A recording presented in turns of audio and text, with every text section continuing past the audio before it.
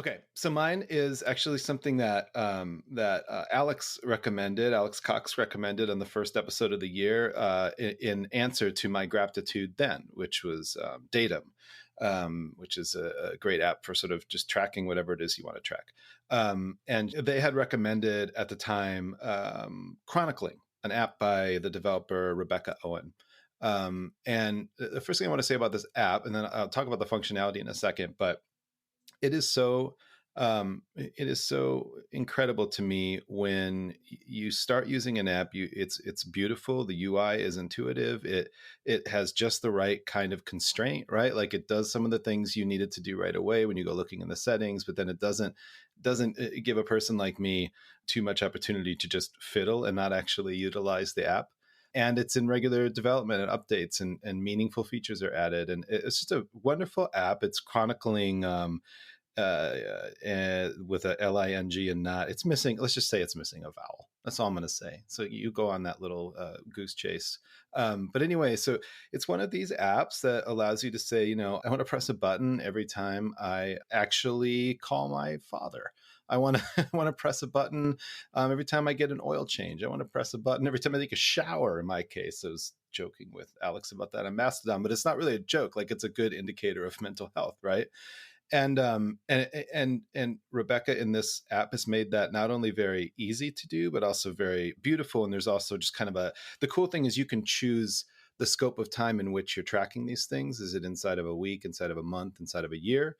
And then next to each thing, each item on on the home screen is just a little chart that just kind of shows a little line for each time inside of a week or a month or a year that you did this thing. And then also tells you how many days it's been since you did the thing. So I happen to know that it's been 37 days since we trimmed our cat's nails. And it's been 13 days since I got a haircut.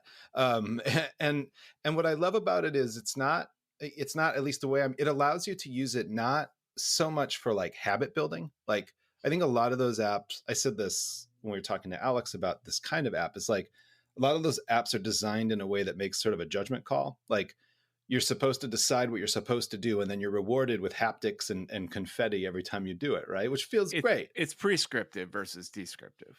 Oh, nice. And what I literally want is to be like, when's the last time I hung out with a friend in person?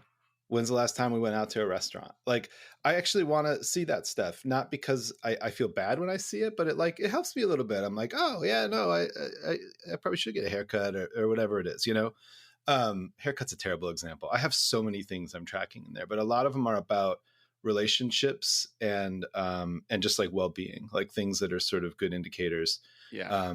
It does in some cases encourage me to actually do a thing. Like if I Sure. see it's been X number of days since, I took a long walk or something, I'll be like, oh, I should do that. But it doesn't, I don't know what it is. It's the design or it's the overall vibe, but it doesn't in any way inspire guilt. It's just like, well, I just want to know, the apps like this that have always worked for me are the ones that are descriptive, that just give me the data and let me make my own kind of judgments. And okay, this worked in this way. I should keep doing this. So I'm going to make, a judgment call based on their description of what I have done.